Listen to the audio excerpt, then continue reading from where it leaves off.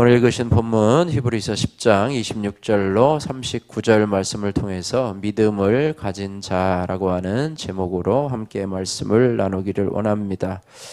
우리의 신앙의 근본은 믿음이지요. 믿음 있는 자가 되어야 됩니다. 그래서 뭐 여러 가지 믿음이 있겠지만 하나님을 향한 믿음이 또 우리에게 있어야 되는데, 오늘 38절 말씀해 보니까 나의 의인은 믿음으로 말미암아 살리라, 이렇게 말씀하고 있습니다.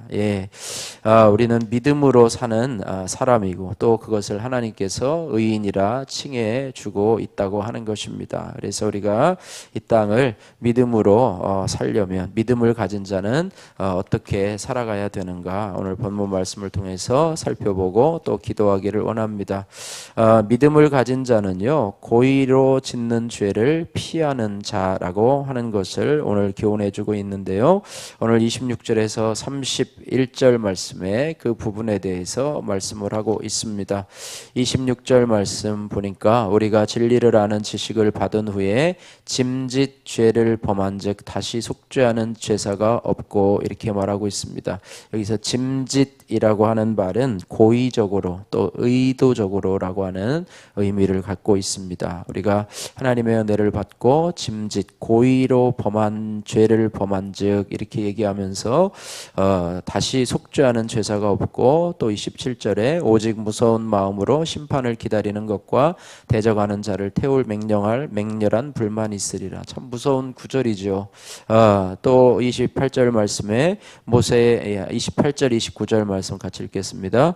모세의 법을 폐한 자도 두세 증인으로 말미암아 불쌍히 여김을 받지 못하고 죽었거든. 하물며 하나님의 아들을 짓밟고 자기를 거룩하게 한 언약의 피를 부정한 것으로 여기고 은혜의 성령을 욕되게 하는 자가 당연히 받을 형벌은 얼마나 더 무겁겠느냐, 너희는 생각하라.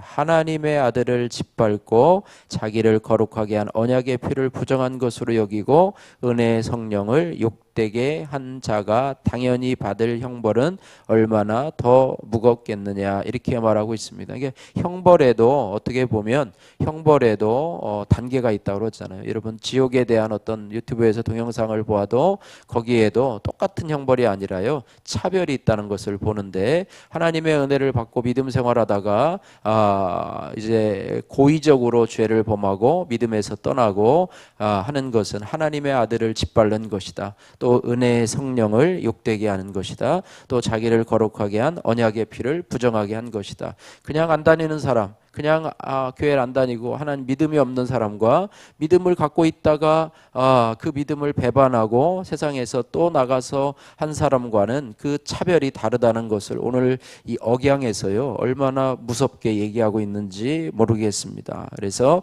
이런 부분, 그죠? 30절 31절 말씀도 같이 한번 읽겠습니다. 원수 갚는 것이 내게 있으니 내가 갚으리라 하시고, 또 다시 주께서 그의 백성을 심판하리라 말씀하신 것을 우리가 아노니 살아계신 하나님의 손에 빠져가는 것이 무서울진저, 이렇게 말합니다. 우리가 짓는 죄는요, 자범죄, 원죄와 자범죄가 있고, 자범죄는 우리가 알고 짓는 죄, 또 모르는 지은 죄가 있고, 또 고의적으로 짓는 죄가 있고, 또 이런 부분은 우리가 매일매일 회개함으로 할 수가 있지만은, 하나님의 은혜를 받은 후에 하나님을 욕되게 하고 하나님의 성령을 회방하고 욕되게 하는 죄는 죄 중에서도 가장 큰 죄라고 말씀을 하고 있습니다. 그래서 우리가 우리를 믿음에서 떠나게 하는 것이 사단 마귀의 역사겠지요. 그래서 우리가 은혜가 자꾸 떨어진다고 하는 것에 대해서 우리는 늘 경각심을 갖고, 내가 하나님보다는 세상을 더 가까이 하고 또 말씀을 지켜서 거룩함 쪽으로 가기보다는 죄를 짓는 쪽으로 내 삶이 자꾸자꾸 향하고 한다면, 나는 경각심을 가져야 된다고 하는 거예요. 두려움을 갖고 내가 또 그렇구나, 이렇게 생각을 해야 된다고 하는 것입니다. 그죠? 돼지가 우리가 깨끗하게 목욕을 하고 더러운 그 곳으로 또 들어간다고 하는 것 우리가 생각해 봐요. 사람이요 실수를 안 하는 것 같지만 두 번 실수를 하는 것을 많이 보게 됩니다. 그래서 여러분이 하나님 앞에 우리가 믿음 생활하면서 요즘에도 많잖아요. 믿음 생활하다가 이단으로 빠져간 사람들도 많잖아요. 그러면서 교회를 욕하고 또 교회를 폄하하고 또 목회자를 욕하고 뭐 그렇게 하면서 이단에 빠져가는 사람들의 죄가 얼마나 큰지 참 그것을 우리가 보면서 우리의 믿음을 지키고 또 은혜 생활을 유지할 수 있는 그런 자가 바로 믿음을 가진 자이다. 비록 우리가 가끔씩 넘어질 수 있고 실수로 넘어질 수 있고 뭐 그렇다 할 수 있고 연약함으로 우리가 넘어질 수 있지만 다시 오뚜기처럼 일어나는 것이 바로 믿음을 가진 자의 모습이라고 하는 것입니다. 이런 은혜가 우리에게 있기를 주님의 이름으로 축복합니다.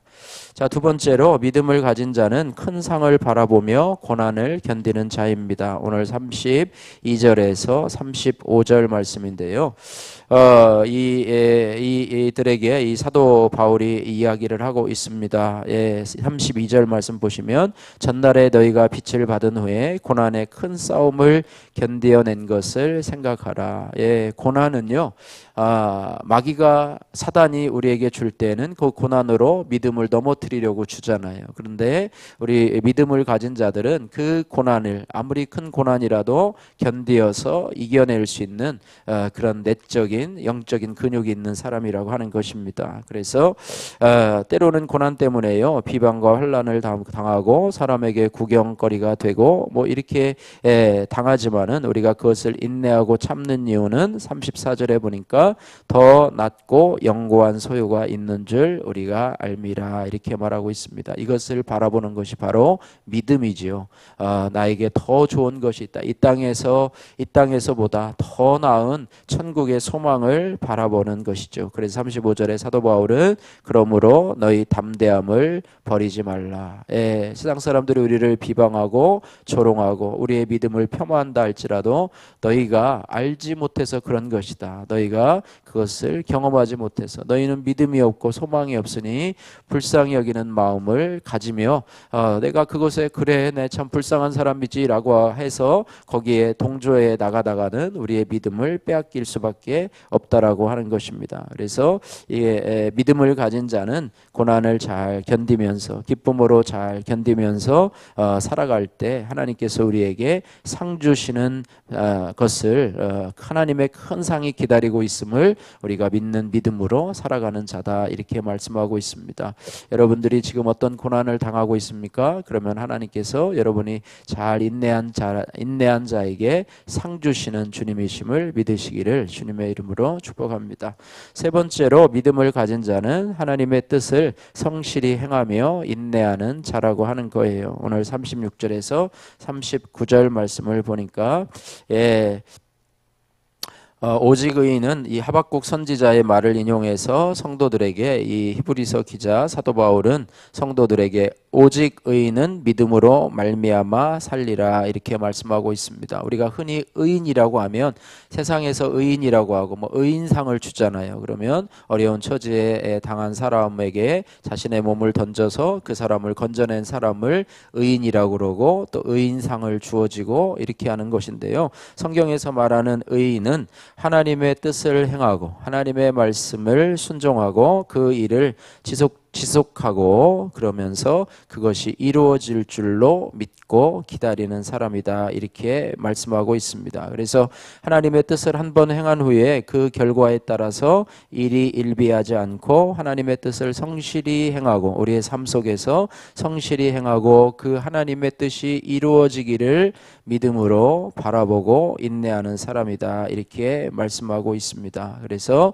하나님의 뜻을 행하는 믿음으로 살아가는 의인, 믿음을 가진 자는 하나님의 뜻을 성실히 행합니다. 그래서 여러분들이 하나님의 뜻을 행하기 위해서 어제 말씀에서 한 것처럼 여러분의 하나님의 말씀을 여러분 잊어버리지 말고 하나님의 말씀을 가까이 두고 하나님의 말씀을 여러분 마음판에 새기고 여러분의 가치관이 말씀이 되게 하시고 또 여러분의 인격이 하나님의 말씀이 되어서 자연스럽게 하나님의 뜻을 행하는 자가 되고 또 하나님께서 여러분에게 또 말씀을 주실 때 그것을 허투루 여기지 말고 그것을 굳게 붙잡고 그 말씀을 이루어가는 하는 그런 여러분의 삶의 스토리가 이어지는 그런 의인의 삶을 걸어갈 수 있기를 주님의 이름으로 축복합니다. 믿음의 아내라고 하는 박경성님의 큐티인 간증입니다. 남편은 30대에 파킨슨 병 판정을 받고 현재 13년째 투병 중입니다. 그럼에도 아직 일을 계속하고 있어서 저는 평소에 이 모든 것이 하나님의 은혜라고 고백을 했습니다. 하지만 그것은 입술로만 하는 고백이었습니다. 올해 남편이 교회 소그룹 리더로 부르심을 받자 걱정이 앞선 저는 당신 무리하면 안 되니 못하겠다 하라 이렇게 말했습니다.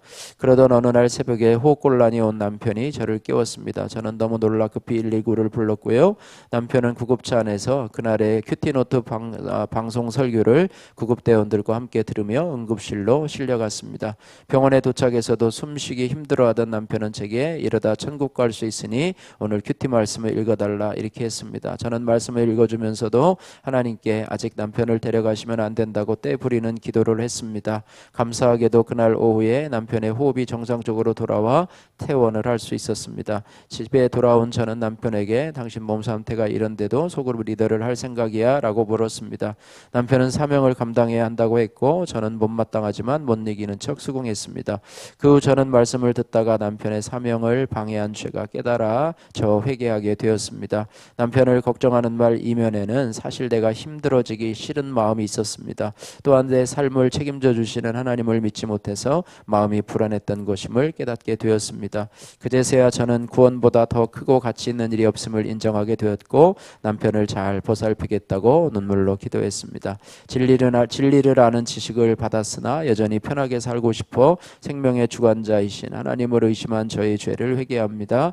남편의 파킨슨 병으로 담대함을 배우고 인내가 필요함을 알게 해주신 하나님 감사합니다. 거저받은 구원의 은혜를 기억하며 저도 아내의 사명을 잘 감당하겠습니다.